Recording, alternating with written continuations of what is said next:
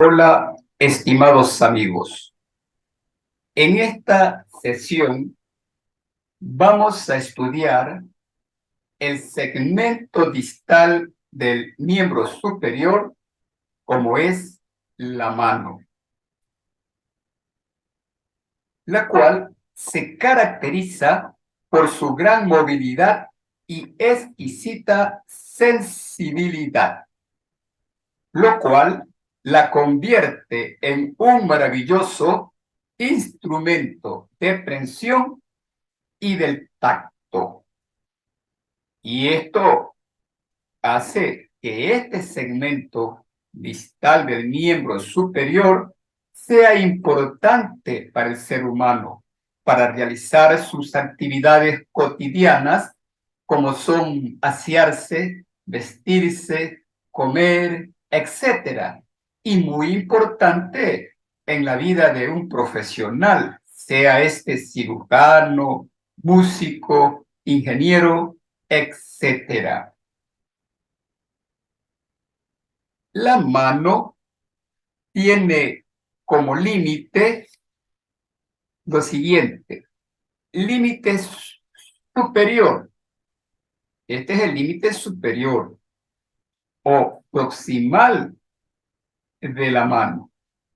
Está determinado por una línea horizontal que une el pisiforme,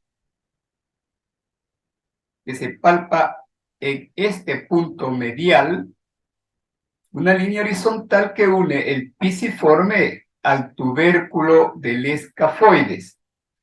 Ese vendría a ser el límite proximal o superior de la mano.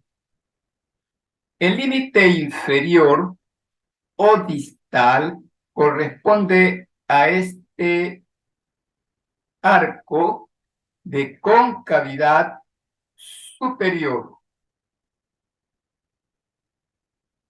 que se denomina rodete dígito palmar y que corresponde a la articulación metacarpo-falángica.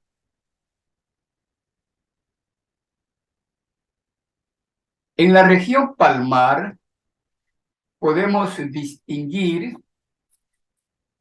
relieves, eminencias y una depresión central. Esos relieves que observamos en la región palmar son los siguientes. La que señalo recibe el nombre de región tenar y está en relación con el dedo pulgar, región tenar. Hacia adentro tenemos la región hipotenar en relación con el dedo meñique. Y estas dos eminencias se unen formando lo que se llama el talón de la mano. Otro relieve importante que estudiamos en la región palmar es la que estoy señalando y que ya la mencioné, que corresponde al rodete dígito palmar. Y corresponde este rodete en anatomía de superficie a la articulación metacarpo-falángica. Entre estas eminencias y en el centro encontramos una depresión denominada hueco de la mano y que corresponde a la región palmar media. Esta zona, si disecamos, vamos a observar que está formado por numerosos elementos anatómicos de mucha importancia para el funcionamiento de los dedos y de la mano. En cuanto a la piel de la región palmar, es gruesa, rica en glándulas sudoríparas, a diferencia de la piel de la región dorsal, que es delgada, flexible, movible y que deja ver a través de la piel una serie de relieves azulados que corresponde al sistema venoso dorsal de la mano. Si extendemos la mano, si extendemos los dedos, también podemos observar una serie de cordones cilíndricos gruesos que corresponden a los tendones extensores de los dedos procedentes o continuación de los músculos de la región posterior del antebrazo que ya fue estudiado en clase anterior. Si cerramos la mano, si hacemos puño, vamos a observar a este nivel una serie de eminencias que corresponden a la cabeza de los huesos metacarpianos, que también a nivel de la región dorsal de la mano son fácilmente palpables, a diferencia de la región palmar, donde, repito, la piel, la fascia superficial son sumamente gruesas para soportar el desgaste de la actividad cotidiana de la mano, del individuo, del ser humano en su trabajo. Esto es lo que podemos señalar en cuanto a la anatomía de la superficie. También podemos hablar que en la región palmar hay una serie de pliegues cutáneos que en muchos sujetos adopta claramente la formación de una M de la mano. En cuanto a las capas o planos anatómicos que se observan en la disección de superficie a profundidad en la región palmar, son los siguientes. Primero tenemos la piel, que ya hemos señalado que es sumamente gruesa y rica en glándulas sudoríparas. La siguiente capa corresponde a la fascia superficial o tejido celular subcutáneo, que está representada por estos pelotones adiposos de color amarillento, y esta capa, también como la piel, es sumamente gruesa. Disecando la piel, la fascia superficial o tejido celular subcutáneo, nos encontramos con el plano aponeurótico o fascia profunda. Acá en el gráfico izquierdo, de acuerdo a la posición anatómica, podemos observar que la fascia profunda o aponeurosis hacia las regiones tenar e hipotenar es sumamente delgada. Y observe que estas regiones tenar e hipotenar está constituida en su mayor parte por capas pequeñas musculares. No así la aponeurosis o fascia profunda en la región palmar media se engruesa y adopta la forma de un triángulo. Esto es lo que se conoce con el nombre de ligamento palmar.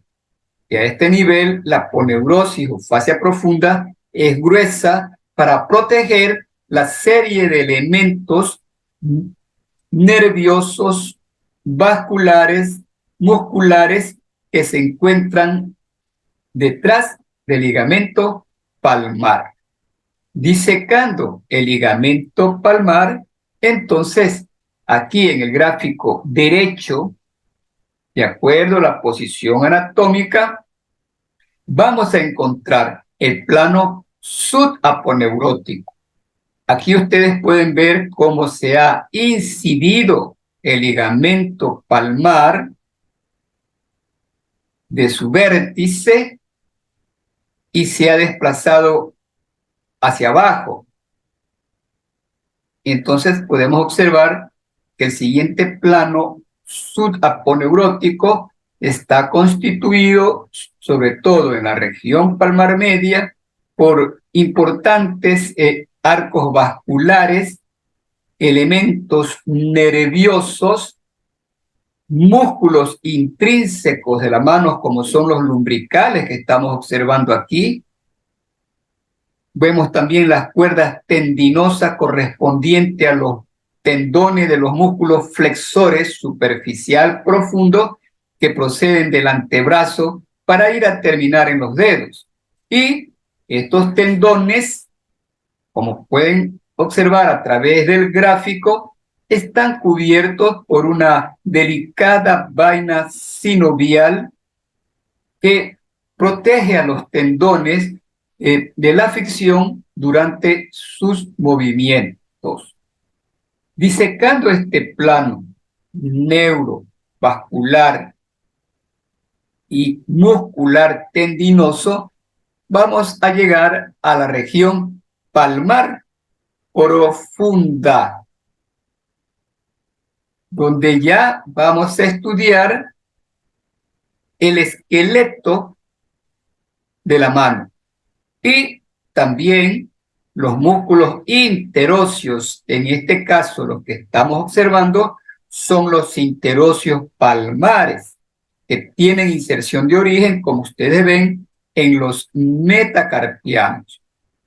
Los interóseos palmares, como muy bien lo define el gráfico, son tres, que del pulgar hacia el meñique se cuentan como primero, segundo, tercer músculo interóseo palmar.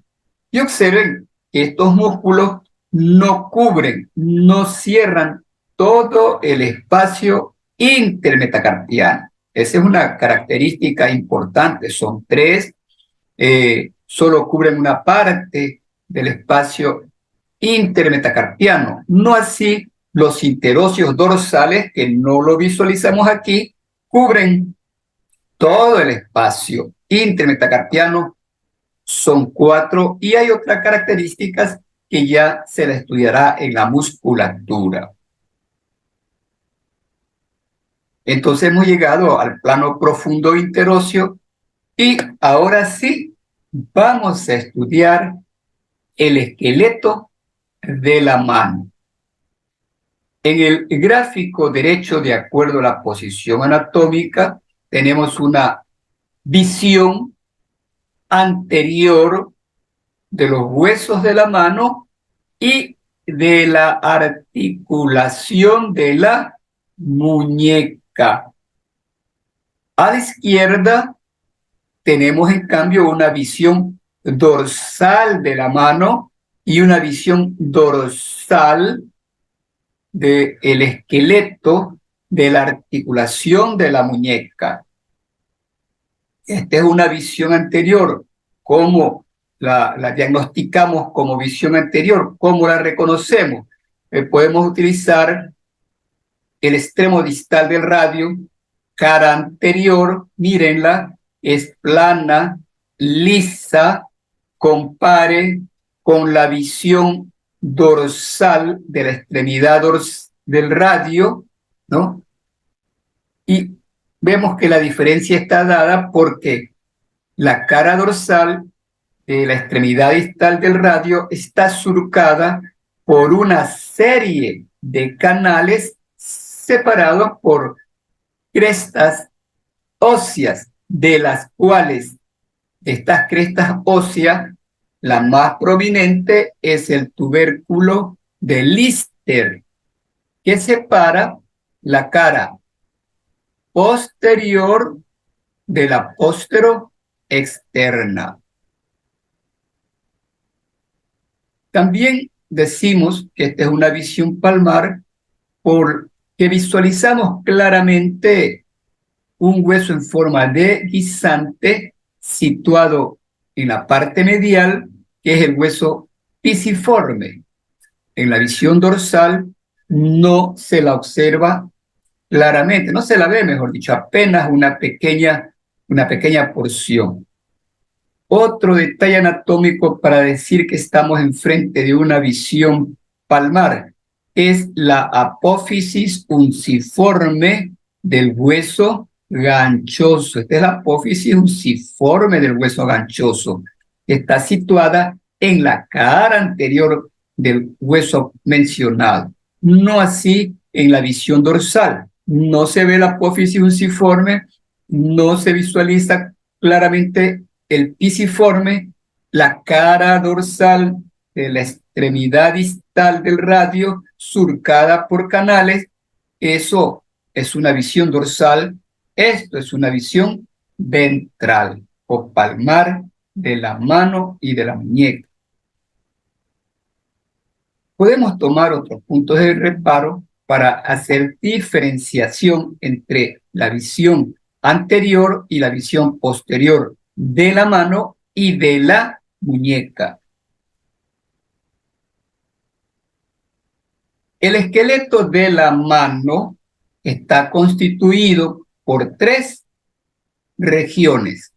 La región carpiana, constituida por huesos cortos, irregularmente cuboideos y que son en número de 8 huesecitos.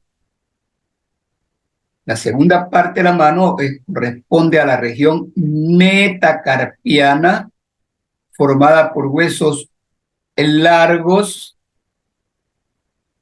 son en número de 5 y se los cuentan de fuera del pulgar hacia el meñique, primero, que es el más corto, segundo metacarpiano, que es el más largo, y de ahí la longitud de los metacarpianos va decreciendo en el orden que los voy mencionando. Tercer metacarpiano, cuarto metacarpiano, quinto metacarpiano.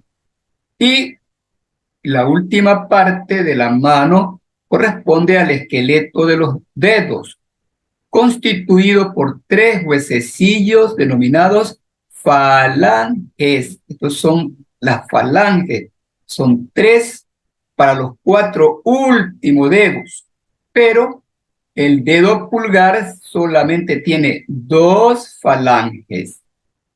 El segundo, tercero, cuarto y quinto dedo están formados por 3 falanges que se denominan falange proximal, falange intermedia, falange distal o, si quieren ustedes, falange, falangina, falangeta. En el dedo pulgar, decíamos, solamente hay 2 falanges, falange y falangeta. Falta la falangina. De esa manera está constituido el esqueleto de la mano. Ahora, en cuanto a la región carpiana, por su cara proximal, la región carpiana se une a la cara inferior del extremo distal del radio y forma el esqueleto de la articulación de la muñeca. Observen cómo los huesos de la primera fila del carpo o fila proximal se unen formando una especie de cabeza o cóndilo que se adapta a la cavidad glenoidea formada por la cara inferior del extremo distal del radio, y aquí nos falta una cinta fibrosa que por su forma triangular se llama ligamento triangular. Ligamento que está separando el extremo distal del cúbito de la región carpiana, de tal manera que el esqueleto de la articulación de la muñeca estaría formado hacia el extremo del brazo por la cara inferior del radio y el ligamento triangular. Y por el lado de la mano, por la cara convexa de la primera fila o proximal carpiana. Esta es la articulación de la muñeca, una articulación condilia que, como toda articulación sinovial, tiene su cápsula, sus ligamentos de refuerzos, su vaina sinovial, su espacio articular, que ustedes ya conocen por generalidades. Los huesos del carpo en su primera fila se unen entre sí a través de las articulaciones intercarpianas. Igualmente ocurre con la segunda fila carpiana, se unen entre sí a través de ligamentos interóseos. Y los huesos de la primera fila con la de la segunda se unen a través de otra articulación denominada mediocarpiana, importante para el funcionamiento dentro de los movimientos de la muñeca. Ya el esqueleto propiamente dicho de la mano estaría dada por el esqueleto carpiano distal, por la fila distal carpiana, unidos a los metacarpianos por la articulación carpo-metacarpiana, carpo-metacarpiana, carpo-metacarpiana y así sucesivamente. Y los metacarpianos unidos a la falange proximal por la articulación metacarpo-falángica. Todas estas articulaciones son sinoviales, las cuales se las van a catalogar dentro de la clasificación de las sinoviales de acuerdo a la forma de las superficies articulares de unión. Ya decíamos que la muñeca es una condilia porque por un lado presenta una cabeza o cóndilo y por el otro lado una cavidad sigmoidea. Mientras que las uniones de los huesos carpianos entre sí forman o son uniones planas de escaso movimiento. Y tenemos la articulación carpo-metacarpiana, de las cuales de estas articulaciones carpo-metacarpianas hay una fundamental, una importantísima que corresponde a la articulación trapecio-metacarpiana. Esta articulación trapecio-metacarpiana es importante porque le permite al primer metacarpiano que está unido al esqueleto del pulgar, esta articulación trapecio-metacarpiana, que es una articulación por la forma de sus superficies articulares, es una articulación en silla de montar o encaje recíproco. Esta articulación permite que el primer metacarpiano rote hacia adentro y esa rotación le proporciona a la mano, a los dedos, el movimiento más importante que posee ella, como es el movimiento de oposición. Aquel movimiento por el cual la cara palmar del pulgar se pone en contacto con la cara palmar de los 4 últimos dedos. Ese es el movimiento de oposición que distingue al funcionamiento de la mano del hombre del resto de la especie viva. Ahora, ¿por qué puede rotar el primer metacarpiano? Puede rotar por lo siguiente. Observe, los metacarpianos, por su extremo proximal, se unen a la segunda fila del carpo a través de la articulación carpo metacarpiana. Pero los metacarpianos también se unen hacia los lados, formando las articulaciones intermetacarpianas, a excepción del primer metacarpiano que solo está unido a la fila distal del carpo, al trapecio, pero lateralmente no se une a nadie. Medialmente no está unido a ningún metacarpiano y eso le brinda a la articulación trapecio-metacarpiana esa movilidad especial de rotación que le otorga a los dedos de la mano el movimiento especial de oposición. Esto es una visión general del esqueleto de la mano o de la muñeca, como también una visión general de las uniones que tienen estos huesos. Es lo mismo, esto ya corresponde a Netter, y aquí podemos apreciar, distinguir claramente cómo está constituido o cuáles son los huesos de la hilera proximal del carpo, cuáles son los huesos de la hilera distal de la misma región a estudiar.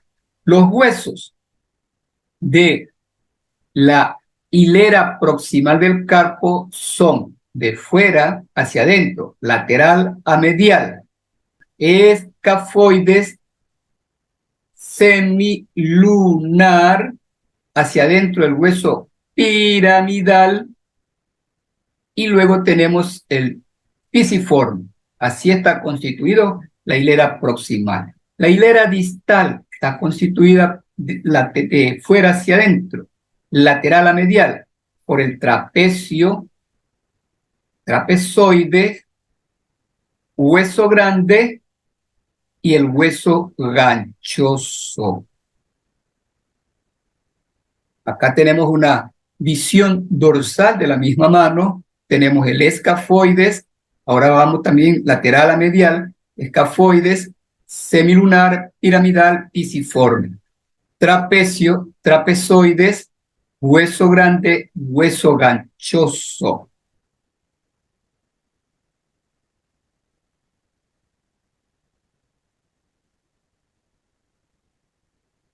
Para reforzar lo que ya hemos visto, ¿no? Con mayor claridad tenemos la visión anterior del esqueleto de la muñeca y el esqueleto de la región carpo-metacarpiana. Observe, por favor, la cara anterior del extremo distal del radio es lisa, plana. Observe la cara postero-externa, posterior del extremo distal del radio. Es irregular, está surcada por canales y la cara postero-externa está separada de la posterior por una robusta eminencia ósea que se llama tubérculo de Lister. Este es el tubérculo de Lister, o tubérculo radial, que separa la cara postero-externa de la posterior y que en anatomía de superficie la podemos palpar fácilmente y siempre en relación, en línea de relación con el segundo metacarpiano.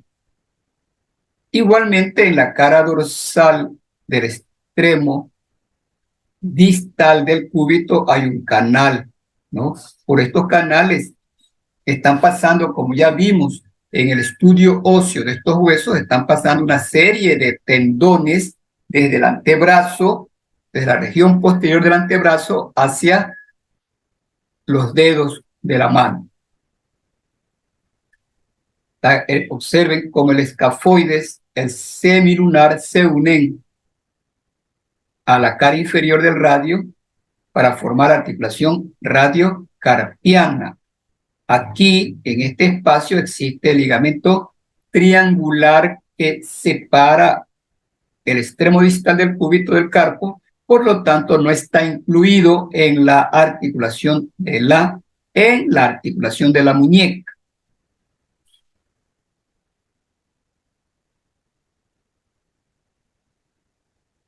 Si bien el estudio de los huesos de la mano, su importancia radica en el estudio en conjunto, debemos, de todos modos, hacer un estudio de las características particulares que presentan cada uno de estos huesos. Así, diagnóstico de lo que estamos observando. En el gráfico derecho estamos observando el hueso escafoides o navicular de la mano, para especificar, para diferenciar del escafoide que también existe en el pie, en el hueso tarso, ¿verdad? Escafoides, llamado así por su forma, ¿no? Navicular, forma de una barquilla, forma de una nave. Este hueso tiene como particularidad en su extremo lateral la presencia de un gran tubérculo óseo, que es el tubérculo del escafoides, para inserción del ligamento lateral de la muñeca. También aquí se inserta el retináculo flexor. Otra característica fundamental del escafoides es que es uno de los huesos que frecuentemente se fractura. Frecuentemente se fractura en las caídas con la mano en extensión. Y para ello debemos tener presente esta característica fundamental del escafoide, que presenta un angostamiento, un estrechamiento, ¿no?, que se llama cintura del escafoide, que lo va a dividir en dos porciones, una porción proximal y una porción distal. Es por este angostamiento o cintura del escafoides, gráfico del lado izquierdo, por donde está llegando la irrigación de este hueso. Ahí están los vasos que llegan al escafoide a nivel de la cintura del escafoide. Estos vasos proceden de la arteria radial. Y observen que la irrigación del extremo proximal del escafoide es escasa en relación al extremo distal. De ahí que una fractura de este hueso es de cuidado y debe diagnosticarse tempranamente para evitar la necrosis avascular del escafoides, es decir, la muerte del hueso escafoides con una complicación severa en los movimientos de la muñeca. Recuerden, la cintura del escafoides es el sitio estrecho de este hueso por donde está entrando la irrigación, y este estrechamiento divide al escafoide en un polo proximal escasamente irrigado y un polo distal. Ahí tenemos una gráfica, un dibujo en el lado derecho, donde se ve la sección transversal del hueso escafoides a nivel de la cintura. Ahí tenemos la radiografía igualmente, señalada por una flecha del sitio donde el hueso escafoides se ha fracturado, ¿verdad?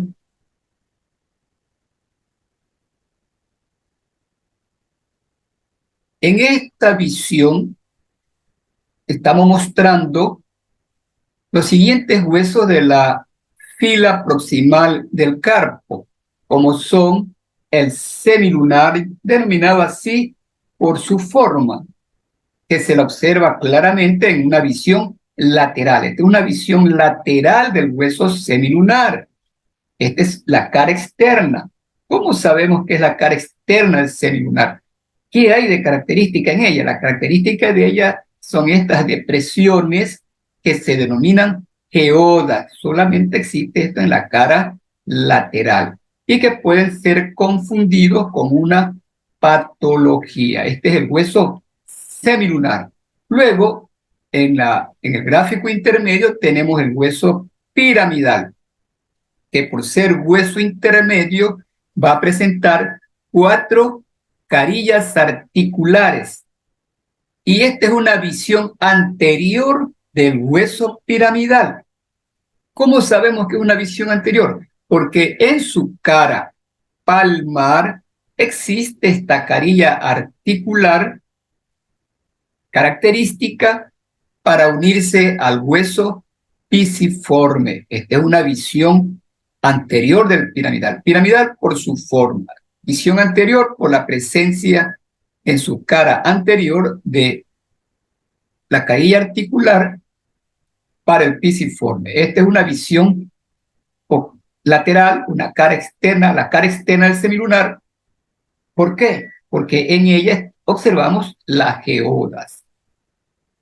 Ya en el gráfico izquierdo tenemos un hueso pequeño, aquí se lo ve grande, pero un hueso más pequeño en relación a lo que estamos estudiando, y tiene la forma de un frijol, de ahí el nombre de un guisante, de ahí el nombre de hueso pisiforme. Observen la forma del pisiforme. Esta es una visión externa del pisiforme. ¿Cómo sabemos que es una visión externa? Porque en su cara lateral presenta este canal óseo que se denomina canal de Bullón. Por aquí discurre el nervio cubital y la arteria cubital. En estado fresco, este canal óseo es transformado en un conducto osteofibroso por donde recorren los elementos que hemos mencionado, y el nervio aquí a este nivel puede ser comprimido por algún proceso patológico de esta zona. Esta es la cara externa del pisiforme. Y esta cara excavada es la cara posterior. Esta es la carilla articular del pisiforme que se va a unir a la carilla articular que está situada en la cara anterior del hueso piramidal.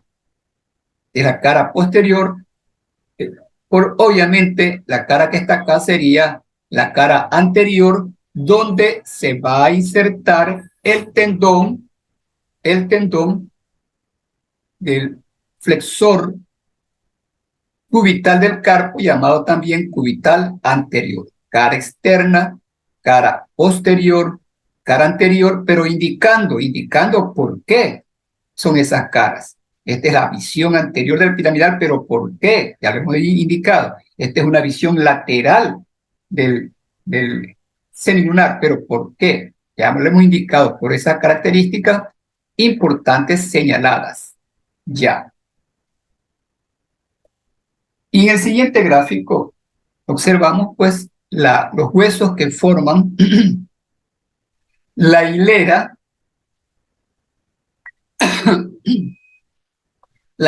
distal del carpo, que son el lateral hacia medial, en este caso de derecha a izquierda en posición anatómica, ojo con eso, son trapecio, trapezoides, hueso grande y hueso ganchoso. Aquí tenemos una visión anterior del hueso trapecio. Trapecio por la forma que presenta. Pero ¿por qué es una visión anterior? Porque en su cara anterior presenta este canal, limitado por un tubérculo. Este canal va a dar paso al tendón del músculo palmar mayor o flexor radial del carpo, que continúa su trayecto para terminar insertándose a nivel del segundo metacarpiano. Entonces, esta es una visión anterior del trapecio por lo señalado, por la presencia de su canal. Trapezoides, no hay nada que decir, excepto por su forma, no hay una característica que yo crea conveniente señalársela, ¿verdad?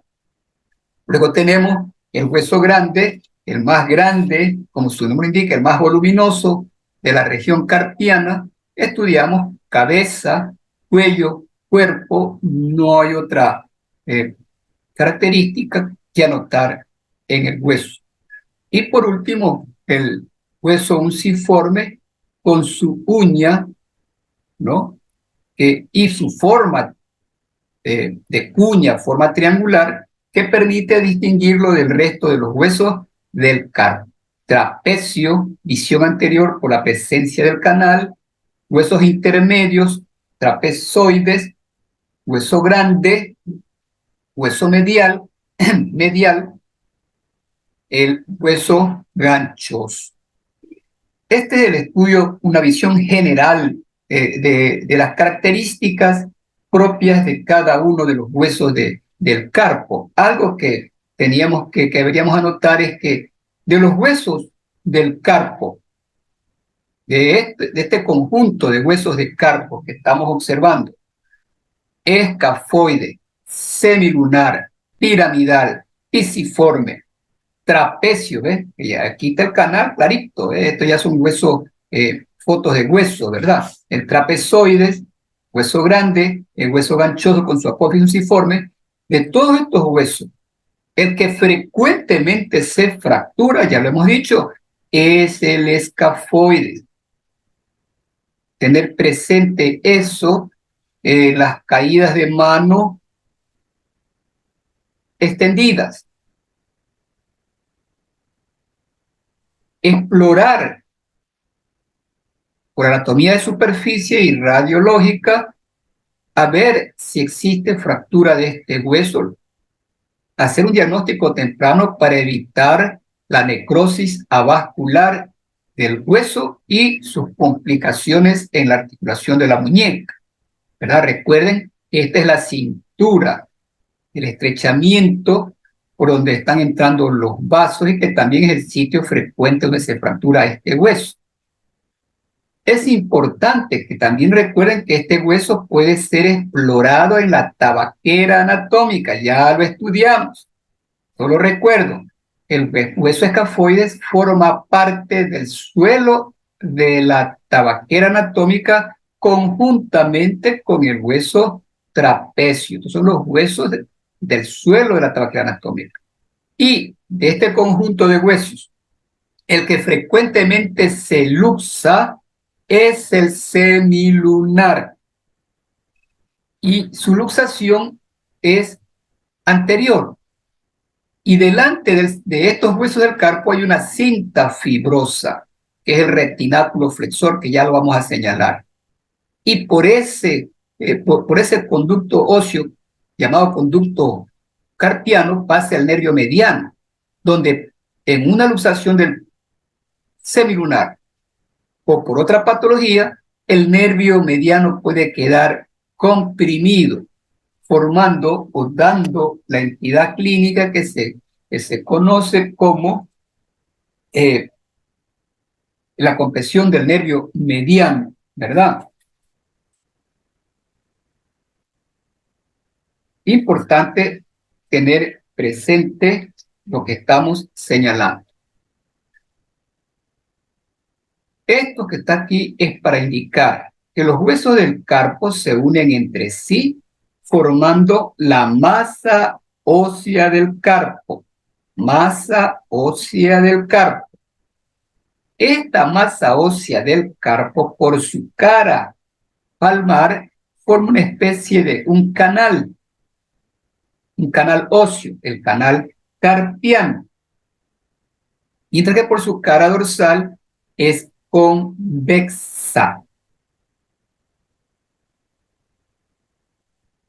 Decíamos que para que la importancia del estudio de los huesos del carpo, la importancia radica en reconocer la situación de cada uno de ellos y sus relaciones para poder diagnosticar cualquier alteración en su situación durante un traumatismo de mano. Así tenemos entonces, identifiquemos primero en esta radiografía, ¿no?, de derecha, de la mano y de la muñeca, los huesos del carpo. Primero identificamos el extremo distal del radio. Esta es una visión anterior. Extremo distal del cúbito. Luego tenemos la hilera proximal del carpo, la hilera distal del carpo. Observe el escafoides con su tubérculo. Medialmente tenemos el semilunar y vean cómo los dos huesos se adaptan a la cara inferior del extremo distal del radio.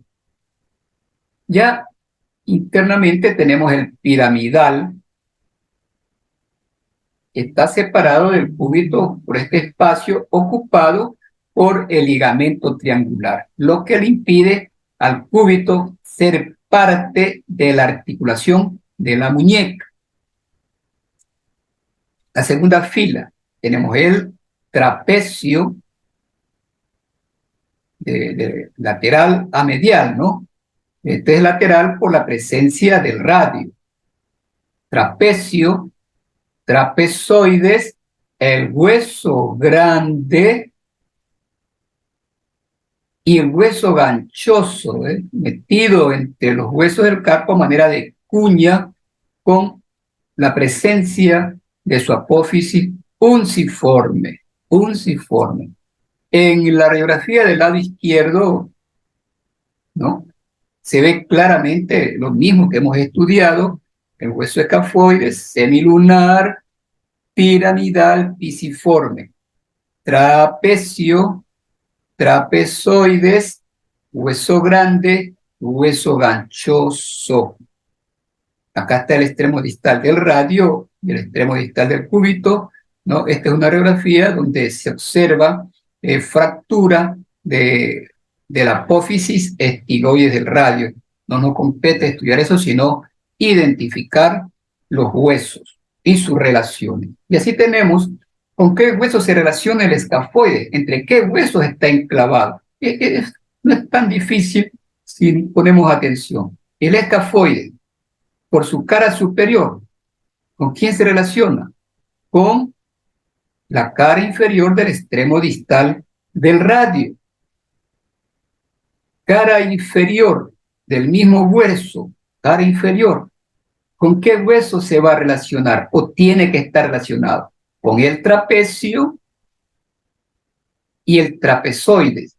Es decir, que la cara inferior del escafoide está dividida a su vez en dos semicarillas. Para el trapecio, la lateral; trapezoide, la medial. Cara medial del escafoide. Observe la cara medial del escafoide. También está dividida en dos carillas, ¿ves? Una carilla superior para unirse con el semilunar y otra inferior de la cara medial para unirse con el hueso grande. Entonces, eso es importante en conclusión de conocer de estos huesos. ¿Entre qué elementos óseos se encuentra enclavado para poder hacer un diagnóstico de alguna patología como la luxación del escafoides o de cualquier hueso del carpo? Ya dijimos que el que se luxa frecuentemente es el semilunar, frecuentemente, pero eso no quita que pueda luxarse cualquiera de los otros huesos del carpo. Ya está el escafoide. Veamos el semilunar, que por ser un hueso intermedio va a presentar 4 carillas articulares.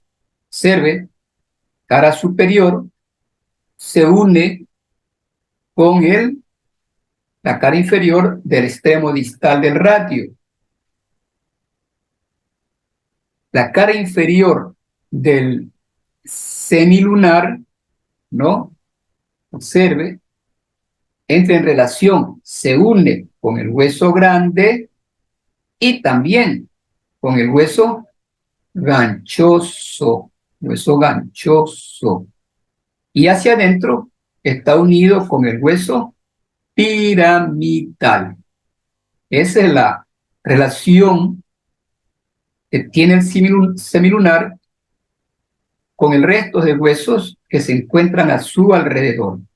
Hacia arriba cara inferior del extremo distal del radio. La parte medial de la cara inferior del extremo distal del radio, porque la parte lateral se une al escafoide. La parte medial de esta carilla se une con el semilunar. Cara inferior del hueso semilunar, es decir, hacia abajo, aquí hacia arriba, pero en posición anatómica es hacia abajo, ¿verdad? La cara inferior, hacia abajo, por favor, es hacia abajo. Aquí en la visión parece que es hacia arriba. Recuerden la posición anatómica. Cara inferior, hueso grande, hueso ganchoso. La cara medial, hueso piramidal. Esa es la relación que ustedes tienen que observar siempre del hueso semilunar. Si no está, pues entonces vamos a hablar de una luxación, ¿verdad? Con compresión del nervio mediano, que es lo que, y que va a producir lo que se llama síndrome del túnel carpiano cuando hay lesión del mediano, en este caso por luxación del semilunar, pero puede haber otras patologías que también puedan producir síndrome del túnel carpiano. Luego vamos con el hueso piramidal. Lateralmente el piramidal está en relación con el semilunar. Por su cara inferior, con el hueso ganchoso. Por su cara superior, deberíamos decir con el cúbito. No, recuerden que entre el piramidal y el cúbito está el ligamento triangular. Y por su cara anterior, el hueso pisiforme. Entonces, en conclusión de todo lo que hemos dicho de la región carpiana, esto es fundamental. Conocer la relación de cada uno de ellos con el resto de elementos óseos que se encuentran a su alrededor. Trapecio. El hueso trapecio, por ser un hueso lateral, no tiene carilla articular hacia afuera. Entonces, se une el trapecio hacia arriba con el escafoides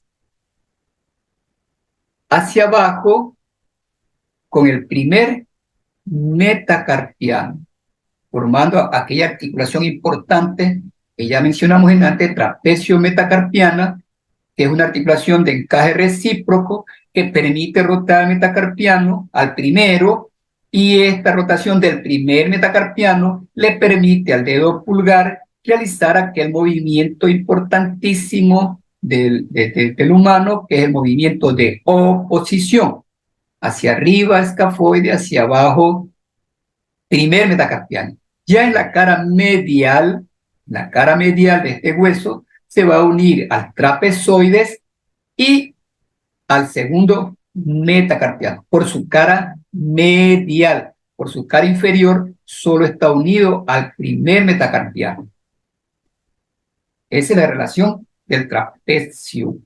Trapezoide, mucho más fácil ubicar su relación. Es un hueso intermedio, por lo tanto, su relación va a ser entre el escafoides hacia arriba, trapecio hacia afuera,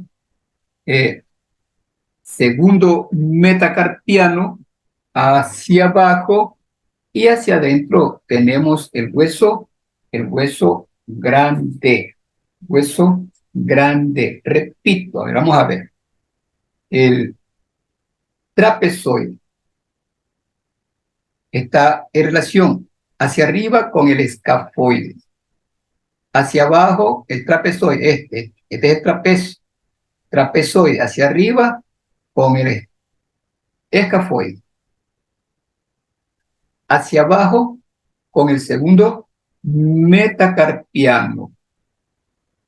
Hacia adentro con el hueso grande. Escafoide, trapecio, segundo metacarpiano, hueso grande. Observen bien la situación y la relación del trapezoide. Solo se une a un metacarpiano, al segundo. mientras que el trapecio se une a dos, al primero por su cara inferior y por su cara medial con el trapezoide y el segundo metacarpiano. Hueso grande. Vamos a observar que por su cara superior se une con el semilunar. Con el semilunar, ¿verdad? Hacia adentro, con el hueso ganchoso y lateralmente el hueso grande está unido al escafoides y al trapezoide. Y por su cara inferior, la cara inferior está dividida en 3 semicarillas para unirse con el segundo metacarpiano, tercer metacarpiano y cuarto metacarpiano. Repito, relaciones, uniones del hueso grande. Hacia arriba, semilunar. Hacia afuera, perdón, hacia adentro, medialmente, hueso ganchoso. Hacia afuera, es decir, lateralmente, escafoides y trapezoides. Y por su cara inferior se une a 3 metacarpianos. Segundo, tercero y cuarto metacarpiano. Esa es la relación que usted tiene que encontrar en una radiografía normal. El ganchoso. Por su cara medial, el hueso ganchoso está unido al hueso piramidal. Por su cara lateral, al hueso grande. Por su polo superior, ¿verdad? Por su polo superior estaría ya con el hueso semilunar. Y por su cara inferior, cuarto y quinto metacarpiano. Observemos otra vez. Hacia arriba, por su vértice, ¿no? Semilunar. Cara medial, piramidal. Cara lateral, hueso grande. Cara inferior, con el cuarto, quinto metacarpiano. Esas son las relaciones que presenta cada hueso y que tenemos que tenerla presente, ¿no? Cuando observamos una radiografía que nos traen de algún paciente con un trauma en mano. Ahí está el escafoides, ahí está el semilunar, piramidal, pisiforme. Trapecio, trapezoides, hueso grande, hueso ganchoso. Podemos distinguir aquí la articulación carpo, metacarpiana, ¿no? Ya la mencionamos en antes, cada hueso con cuánto metacarpiano se relaciona. Observamos la articulación intermetacarpiana. Recuerden que no hay unión del primer metacarpiano con el segundo, queda libre, solamente unido al trapecio, libertad, importante para poder rotar y que se produzca el movimiento de oposición. Esta lámina es para, específicamente, ya no para distinguir los huesos del carpo, que ya lo conocemos, sino para que observen lo que ya hemos mencionado más de una vez, que el piramidal no está unido con el extremo distal del cúbito, sino que está separado por una banda fibrosa que por su forma se llama ligamento triangular. Es el ligamento triangular que se interpone entre el piramidal y el cúbito. Por lo tanto, la articulación radiocarpiana interviene extremo distal del radio, primera fila del carpo. Lógicamente, el pisiforme no está formando parte de esta articulación tampoco, ¿verdad? ¿Ya? Y si me preguntan a mí, ¿quién forma la superficie articular antebraquial de la muñeca, yo diría cara inferior del extremo distal del radio, cara inferior del ligamento triangular. Ese es el extremo, esa es la superficie articular del extremo antebraquial de la articulación de la muñeca. Y la superficie articular carpiana de la muñeca, ¿quién la forma? El escafoides, semilunar y piramidal. Decíamos que cuando los huesos del carpo se unen entre sí, forman la masa ósea del carpo. Y esa masa ósea del carpo, por su cara dorsal es convexa, por su cara ventral es cóncava, formando el canal del carpo. Y este canal óseo se transforma en un conducto osteofibroso por la presencia de esta banda fibrosa, blanquecina, cuadrilátera que se llama retináculo flexor. Este es el retináculo flexor. El retináculo flexor forma el límite anterior del túnel carpiano. Y el suelo del túnel carpiano la forma la cara anterior de los huesos del carpo. En la imagen derecha vemos la cinta fibrosa cuadrilátera llamada retináculo flexor o ligamento anular anterior del carpo. Observe que este retináculo, esta cinta fibrosa, por sus extremos se une lateralmente a las eminencias óseas constituida por el tubérculo escafoides y tubérculo del trapecio. Mientras que por su extremo medial la cinta fibrosa toma inserción en el hueso pisiforme y en la apófisis unciforme del hueso ganchoso. Y una vez que ocurrió esta fijación, el canal óseo se transforma en un túnel osteofibroso que está señalando la sonda acanalada. La sonda acanalada señala el espacio que existe entre el retináculo flexor y la cara anterior del carpo, constituyéndose, repito, el túnel radiocarpiano. Por aquí, por este túnel óseo, solo pasa los tendones del flexor superficial, tendones del flexor común profundo de los dedos, tendón del flexor largo del pulgar y el nervio mediano. ¿Qué pasa por aquí? Los tendones del flexor común superficial de los dedos, tendón del flexor común profundo de los dedos, tendón del flexor largo del pulgar y nervio mediano.